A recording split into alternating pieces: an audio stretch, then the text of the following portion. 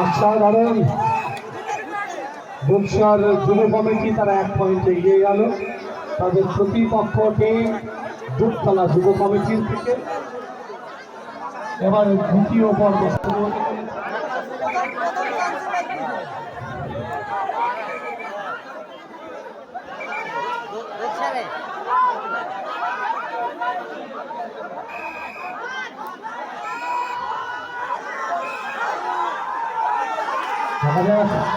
আবারও খুব সুন্দরভাবে দুধসর যুব কমিটি অসাধারণভাবে টানছে এবং সেই সঙ্গে আমরা দেখছি দুধতলা যুব কমিটিও তারাও সুন্দর খেলছে।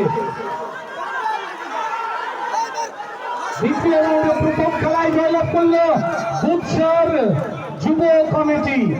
দুধসর যুব কমিটি তারা জয়লাভ করলো। পরবর্তী